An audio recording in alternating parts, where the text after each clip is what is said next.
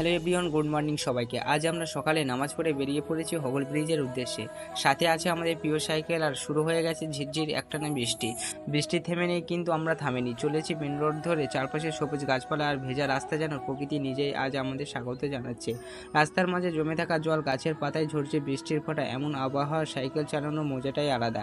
এই সফরটা শুধু রাস্তায় নয়, মন ভালো করার এক অনুভব। চলুন এই সুন্দর ভেজা সকালের গল্পটা আমি আপনাদের চোখে তুলে ধরেছি। এরপর আমরা কিছুক্ষণের মধ্যে ঢুকে পড়লাম আমাদের বাজারে। বাজারটা পুরো বৃষ্টিতে ভেজে গিয়েছিল, রাস্তা জমেছিল জল, চারদিকে কয়েকটা গাড়ি দাঁড়িয়েছিল। সকালের এই সময়টা শহর এখনও ঘুমাচ্ছে মনে হচ্ছিল। আমরা বাজারের রাস্তা দিয়ে হেঁটে হেঁটে চলেছি, তবে আশ্চর্যের ব্যাপার, অনেক দোকান এখনও খোলেনি। চারপাশটা যেন নীরব নিস্তব্ধতা, এক অন্যরকম অনুভূতি। তারপর কিছুক্ষণের মধ্যে আমরা পৌঁছে গেলাম নৌকা ঘাটের কাছে। ঘাটের পাশে দাঁড়িয়ে দেখছিলাম নদীতে তখন ভাটা চলছে, পানি অনেক নিচে নেমে গেছে, তাই আমরা ধীরে ধীরে ঘাটের নিচে নামছিলাম। এই পাশটা আমাদের সোনাখালী বাজার, আর ঠিক ওপরের পাশটা বাসন্তী বাজার। লোকজন এখান দিয়ে প্রতিদিন যাতায়াত করে নৌকায় করে। আমরা তখন ঘাটের একেবারে নিচে দাঁড়িয়ে হঠাৎ দেখি নিচ থেকে পানি টের পাওয়ার ছাড়াই ধীরে ধীরে উঠতে শুরু করলো।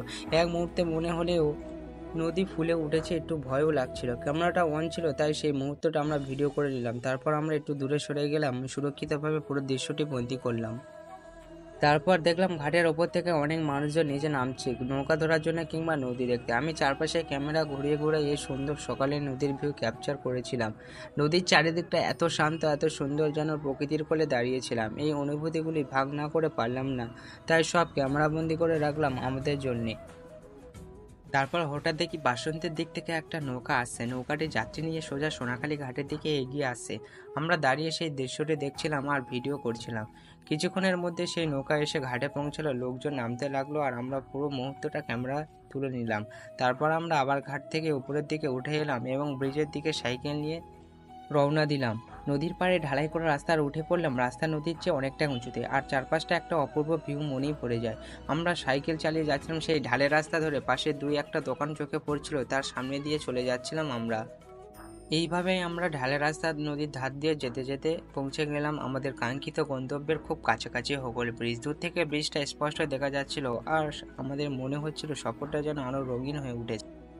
যেহেতু আমরা নদীর পাশে রাস্তা দিয়ে যাচ্ছিলাম, তাই ব্রিজে ওঠার সময় সামনে একটি সিঁড়ি পড়লো। সেখান থেকে সাইকেল হাতে নিয়ে ধীরে ধীরে উঠতে লাগলাম।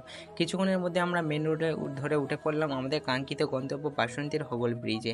এই ব্রিজের চারপাশটা আজ এত পরিষ্কার ছিল, বৃষ্টির জলে সব ধুলো ময়লা যেন ধুয়ে গেছে। নিচে তাকিয়ে দেখি নদীর বুকে ছোট ছোট নৌকা ভেসে আসছিল। চারপাশে সবুজ ঘন জঙ্গল, শান্ত নদীর বয়ে চলা স্রোত, আর সেই স্রোতের মাঝে প্রতিফলিত হচ্ছিল আকাশের ছবি। আমার মনে হচ্ছিল এই দৃশ্য না দেখলে সকালটা যেন অপূর্ণতা থেকে যেত। আমি ক্যামেরা ঘুরিয়ে ঘুরিয়ে চারপাশের এই অপূর্ব সৌন্দর্য ক্যামেরাবন্দি করলাম। আমি বলবো, আপনারা যারা এই ভিডিওটি দেখছেন, একবার যদিও সময় পান, অবশ্যই এসে ঘুরে যাবেন আমাদের এই বাসন্তীর হোগল ব্রিজে। আজকের এই ব্লগটি এখানেই শেষ করছি। আমরা পুরো যাত্রাটা খুবই বিশেষ ছিল। সাইকেল নিয়ে বৃষ্টির মধ্যে যাত্রা, ফাঁকা বাজার, ঘাটের রোমাঞ্চ, নদী পাহাড়ের সৌন্দর্য, আর শেষ হলো হোগল ব্রিজের শান্ত অথচ হৃদয় ছোঁয়া দৃশ্য। ভিডিওটি ভালো লাগলে অবশ্যই একটা লাইক দিয়ে দিন, কমেন্ট করে আপনার মতামত জানাবেন, আর আমাদের ব্লগ চ্যানেলটি এবং ফেসবুক পেজটিকে অবশ্যই সাবস্ক্রাইব ও ফলো করবেন। ধন্যবাদ সবাইকে।